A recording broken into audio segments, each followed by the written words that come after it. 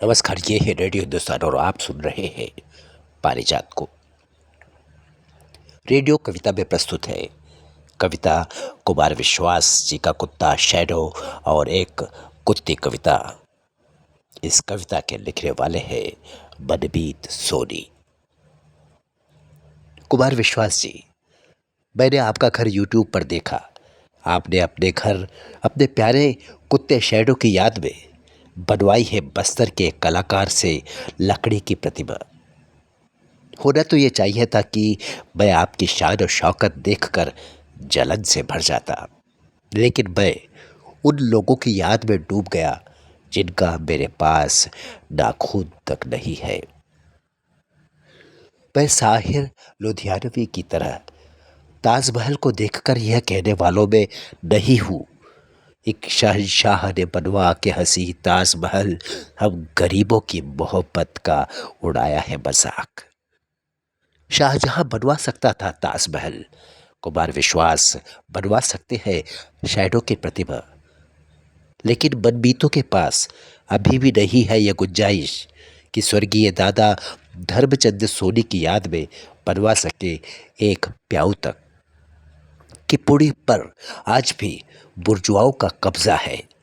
हम तो दो पंखे दे सकते हैं दान में और उन पर लिखवा सकते हैं स्वर्गीय धर्मचंद सोनी की स्मृति में उनके पौत्र मनमीत सोनी द्वारा विद्यालय को भेंट। कुमार विश्वास जी, बना दिया होगा आपने कविता को पेंग, रात रात भर होते होंगे कवि सम्मेलन, लेकिन उठ सी गई है कविता की आत्मा। ये तेज रोशनियों के झपके, ये इत्रों के भभके, ये सुंदर कवित्रियाँ, ये स्पॉन्टेनियस चुटकुले, इनमें दम घुटता है उनका जिनका जीवन तबाह है कविता के पीछे। लेकिन कौन रोके आपको, लेकिन कौन टोके आपको। कला भी ढूंढने लगी है अब अबीर चेहरा, अभी भी सच बयानी पर है घना पहरा। क्या मुझे सचमुच ये लालच होना चाहिए कि मैं पढ़ूं केवी स्टूडियो में कविता, या मुझे ललकारना चाहिए आपको सीकर के एक प्राइवेट कॉलेज में पढ़ाते हुए कि उन बच्चों पर नहीं है कविता, कि उन बच्चों पर नहीं है कविता, कविता तो है उस बच्ची के दिल में जो बनाकर लाई है कॉलेज के पहले दिन ये पोस्टर, छोड़िए तंबाकू आँख थू। कुमार विश्वास जी, हम कवि लोग कौन है? क्या हम शैडो ही नहीं है, किसी बुर्जुआ की बनाई हुई कुत्ते की प्रतिमा, किसी बुर्जुआ के आगे पीछे दुम हिलाते हुए घूमते हुए कुमार विश्वास जी इस 5 मंजिले मकान में ऐसा कौन सा कमरा है जो है उपेक्षित कवियों के लिए? ऐसी कौन सी बालकनी है जहाँ सत्ता के खिलाफ लिखने वाला कवि पा सके 2 वक्त की रोटी? ऐसा कौन सा कोना है जहाँ खून ए जिगर जलाने वाला कोई कवि पी सके घूंट 2 घूंट शराब? मैं फिर कह रहा हूँ, जलता नहीं हूँ आपसे, लेकिन मेरा घर मेरे दिल से और मेरा दिल आपके घर से बहुत बड़ा है।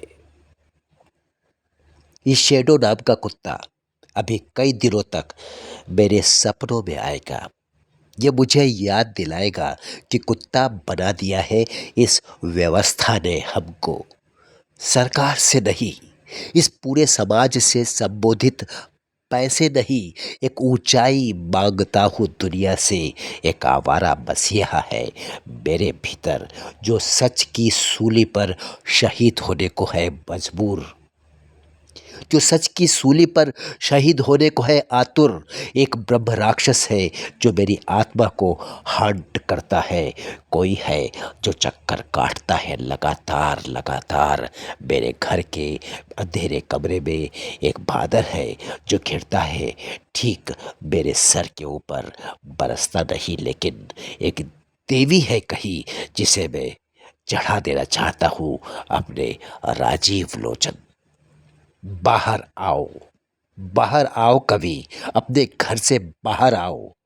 मैं सबसे कहता फिर रहा हूँ, बाहर आओ। अगर हम कुत्ते भी हैं तो उन तिजोरियों की सुरक्षा में न्यस्त क्यों रहे जिनमें कैद है गरीबों का खून पसीना। क्या हमें भौंकना और काटना नहीं चाहिए? कुमार विश्वास जी, आपका मरा हुआ कुत्ता भी एक समकालीन कवि से अधिक व्यूज पाता है। मैं इस फर्क को खत्म कर देना चाहता हूँ। एक दिन आएगा जब कुत्ते नहीं रह जाएंगे कवि। एक दिन आएगा जब कुत्ते नहीं रह जाएंगे कवि। कुत्तों का फर्ज है वे उन पर भी भौंकना सीखे जिनको वहम है कि कुत्तों को रिश्वत खिलाई जा सकती है। अच्छा हुआ कि मैंने आपका घर देखा।